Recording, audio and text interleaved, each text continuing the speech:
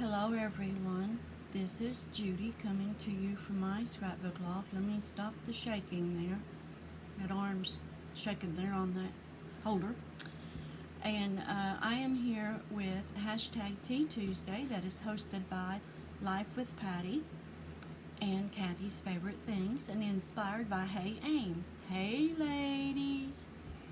And there's several people that do this every Tuesday. I haven't done it every Tuesday, but today I feel like doing it, so I'm doing it. And I'm going to just working on Chris, Christmas embellishments while I chat with you. And the tea that I'm drinking, and you guys, this is so good. This is so good. It was a gift to me by Kim's Inspired Life. Hi, Kim. And it is Bigelow tea. And it says, I love lemon with vitamin C. And it's an herbal tea. It's caffeine free, all natural. And it is delicious. I love it, love it, love it. I gotta find me some of this. Yeah. I've been drinking on a while before I even got started on this Tea Tuesday. But anyway, I've got my embellishments that I'm working on. And you all, I don't normally use a glue gun, but I have found that these rosettes are so much easier to do with the glue gun. Yeah. Watch me stick that to my hand now. Yeah, while I try to clean the glue off of it. Alright. I've not talked to my sister today. I don't know how she's doing today. I will talk to her in a little bit because the doctors always come in the mornings and everything. And I know it's late in the afternoon, but I'll call her later. I haven't heard anything else from her this morning, so I'm assuming that she's about the same. And yeah, so I'll talk to her later today. Anyway, I am making embellishments for the October swap. They're Christmas embellishments for the October swap that Lisa from Just Glue It Down is hosting this month. She's helping Donna for a while until I am able to get back to it, if I'm able. I don't know. So, like I said, I take each day at a time as it comes. And so I'm making I'm making rosettes, Christmas ornaments to hang on a tree. So I really love these. These are not normally my style. I like to put lace and eyelash trim, a lot of other stuff on there. But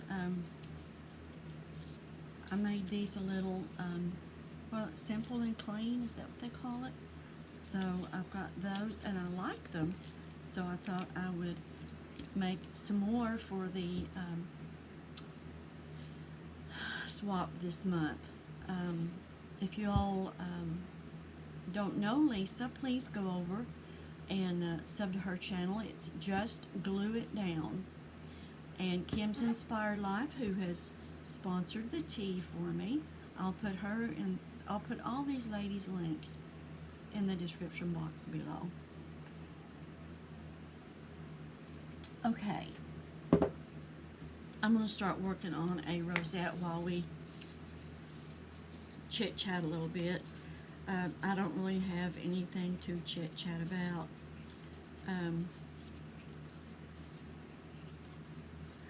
Oh, my sister took my mom the other day and got her first vaccine. Mommy's 85 years old and has Alzheimer's, and so I have a sister and two brothers that are her guardians, and they decided that she needed to have her vaccine. So they took her the other day and got that, and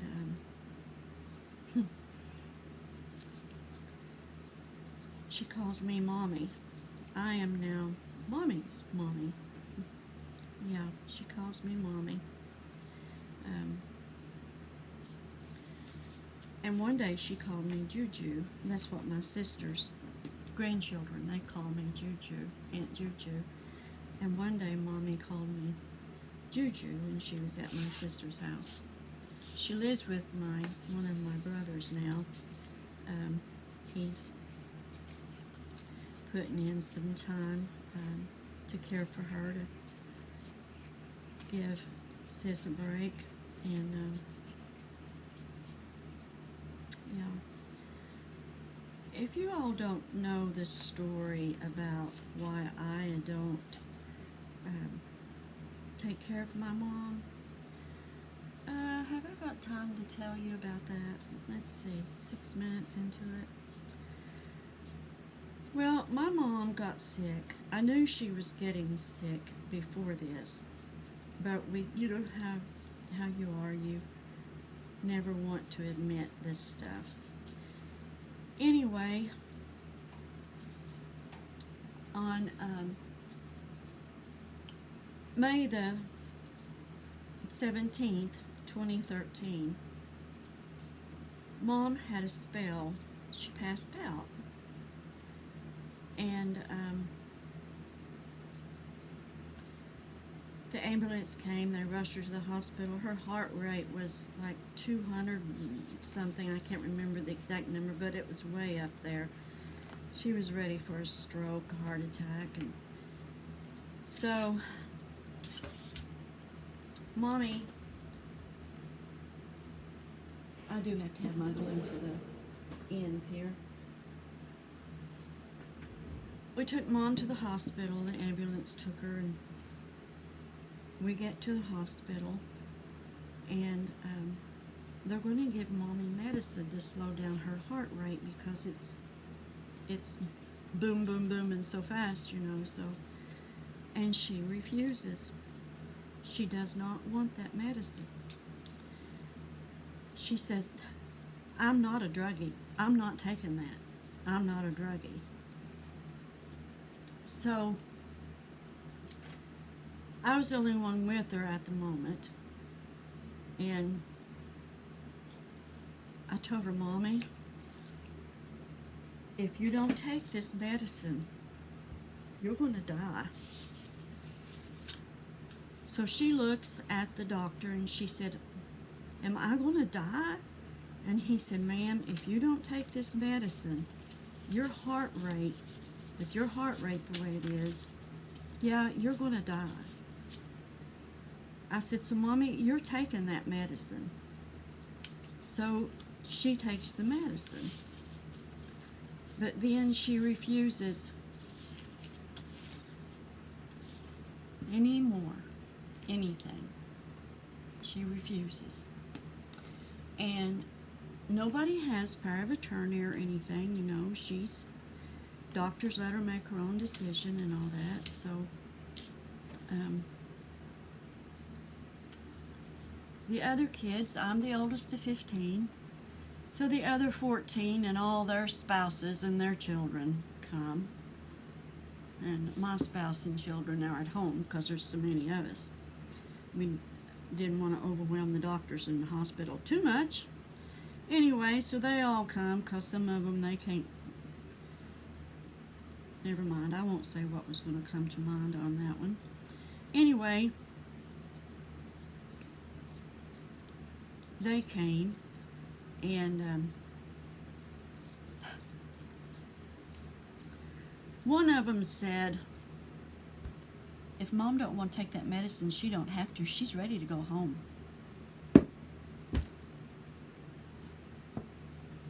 So I was like, "Are you kidding me? Did you just say that?"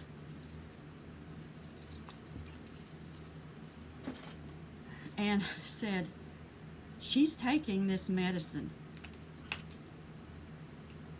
God did not let these scientists and these doctors have this knowledge so that Mommy can lay and die because she doesn't want to take the medicine. I'm sorry, I'm getting loud. I'm sorry. So,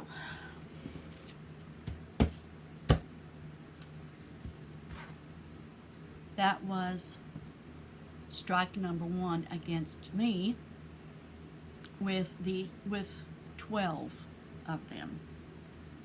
Okay? Because Mom's taken the medicine. Well, the doctors don't give it to her because Mommy doesn't want it. So they don't give it to her. But they keep her overnight, and they have her in ICU, all that stuff, and her heart rate. They don't give her any more medicine to slow her heart rate down because she refuses. And they asked me if I had a power of attorney or if I was the guardian or anything like that. And I'm like, no, no, no. So, Mommy does not get any more medicine. But I stay all night with her because I'm not leaving her. And 2 other sisters stay all night. And I make numerous trips. I even go back into ICU and stay with her as long as they let me. And those 2 never do leave the waiting room and the bathroom. They're too busy talking and laughing and all this stuff. And it gets to be 4 o'clock in the morning and they're plumb giddy and goofy. And I told them, I said, you girls, I forgot to put my ribbon in. You girls need to lay down and try to get some sleep. You're tired and you're goofy. Strike number 2, apparently, for Judy Ann.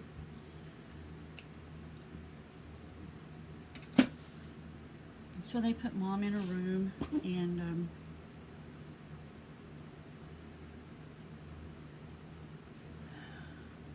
for another day and night.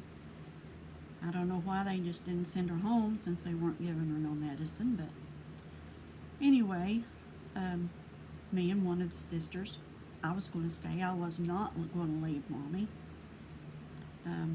because nobody else ever asked the doctor any questions. And every time the doctor would come in to talk to Mommy, Mommy would always tell them the same thing. They'd say, how are you feeling? I feel great, she said, for a woman that's had 15 kids. Don't you think I look good? Everybody tells me I look real good for a woman that's had 15 kids. And my sister who's with me, she said, yes, everybody tells her that. And they go on with that, on and on and on. And I'm standing here and I'm like, Doctor, what's going on with Mom? What do we need to do? And do you know, he won't talk to me. He keeps looking at Mommy and asking Mommy the same questions, and Mommy cannot answer them.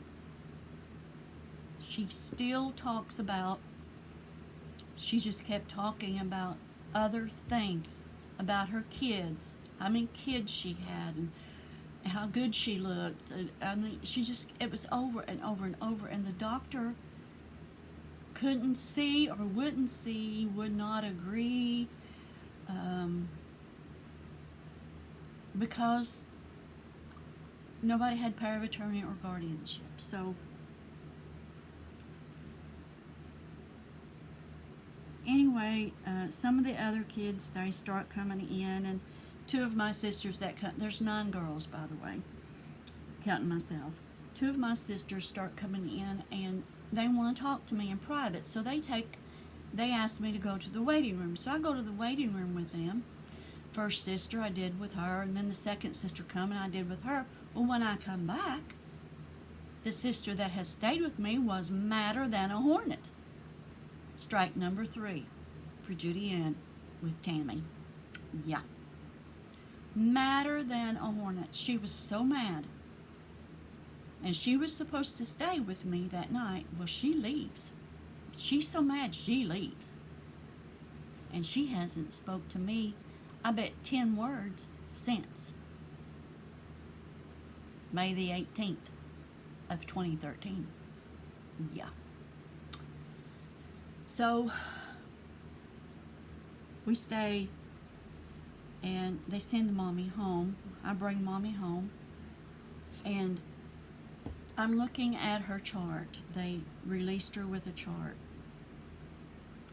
And if any of you know anything about what your blood thickness is supposed to be when you have AFib or heart problems or blocked arteries or anything like that, it is not supposed to be 0.09.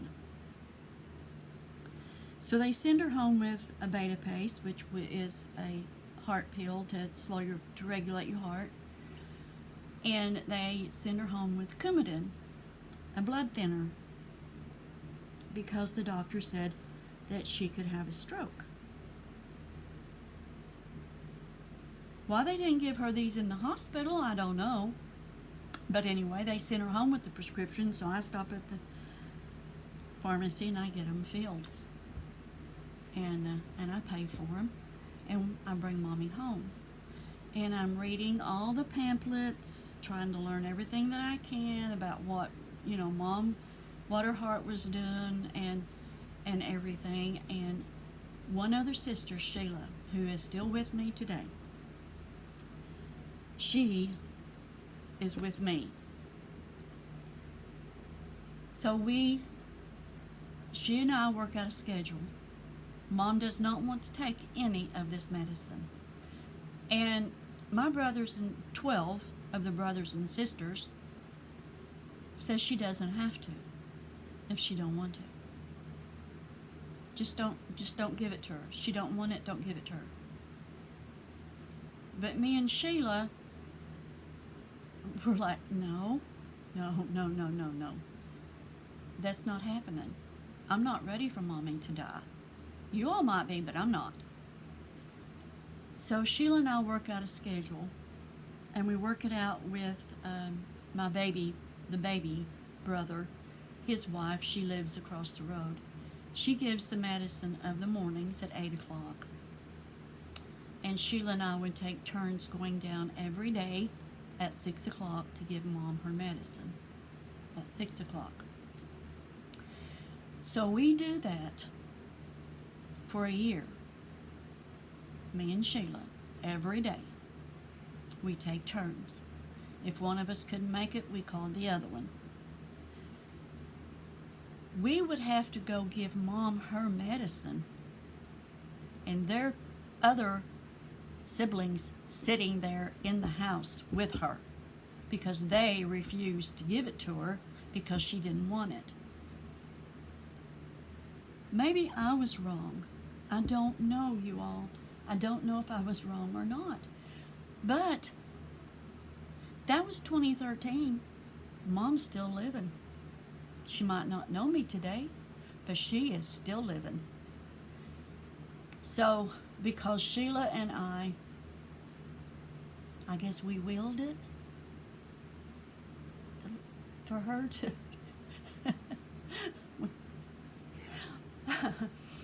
anyway, there's more to this story. I don't have all day. I'm already almost 20 minutes into it. So it gets to where Mommy, she can't stay by herself. It's a year. No, we're not staying with her at night yet. She's still at herself enough to where she can take care of herself at that point. But then one day, my baby brother calls me, "Sis, I'm calling you because you're the only one that gives a blank. Mommy's trying to drink bleach for mouthwash, and she's trying to eat Polident tablets for Alka-Seltzer." So I go down there and I stay a week with Mommy. And I start keeping a journal of everything. And then Sheila and I, we made a schedule to where we would take turns staying with Mommy. A day and a night, a day and a night, and a day and a night. And Sheila and I do this for a long time. And I would be there, and Tabby, the sister that stayed with me in the hospital, she would call Mommy. And Mommy would whisper to her about me, complaining about me because I was there. And Tammy would tell her to make me leave. "Just make her leave, Mom." And I wouldn't do it. So I stayed anyway, because Mom was at the point where she could have walked off. She kept opening the door. She kept going outside. It's getting to be winter, and she just kept going out. So we finally talked a couple of other sisters into coming and just staying at night and giving us a break if they would just stay at night. But one would only stay on Wednesday night, and she'd have to leave at 4 o'clock in the morning on Thursday morning. So I would have to be the one to go relieve her at 4 o'clock in the morning. But anyway, we did that for another year. And we finally got another sister to stay a night. But in the meantime, they still won't give medicine. Sheila and I still have to make the trips to give the medicine. So anyway, you all, there's more to the story. I'm 22 minutes into this. There's a whole lot more. There's several years to go over, as a matter of fact, but I will tell you this. There's 11 of them now that I've not spoke to in over 2 years, that have not spoke to me in over 2 years. And there's 3 of them that hasn't seen Mommy in 2 years. They haven't seen Mommy in 2 years. And, yeah. So, maybe one day I will pick up from this part and go to the next part that's really bad. Yeah. Can you imagine how bad it gets between 15 siblings? You all, didn't mean to make this into a drama. Tea time. I just got, I've got things on my mind. With my sister in the hospital, she's one that hasn't spoke to me in 2 years, but I've called her. And I told her I loved her. She told me she loved me. And I've called her, I think, 3 times now since she went to the hospital Friday. I'm going to call her today. And, yeah. There is so much more to this story. Sometimes I think maybe it is all my fault. I don't know. I just pray to God about it and live with it. Whatever it is, I have to live with it. So, physically, my mom's in good health. Good health. She takes her heart pill every day. She takes her Coumadin every day. And she's not had another episode with her heart. And her INR for her blood is it fluctuates between thick and thin, but we manage to manage it when we know what it is. If it's too thick, we know what food to give her. If it's too thin, we know what foods to give her to help her. Basically, it runs, most of the time, it runs pretty even, because you learn the foods that she can eat that will help her regulate it, along with the Coumadin. So, and she might call me Mommy or Juju, but guess what? I don't care what she calls me. I love her to pieces.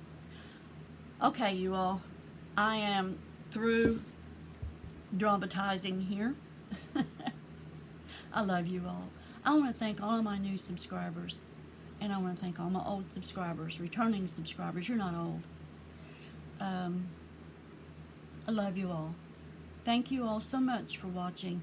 Hugs to you from me, and God bless. Oops, wrong hand.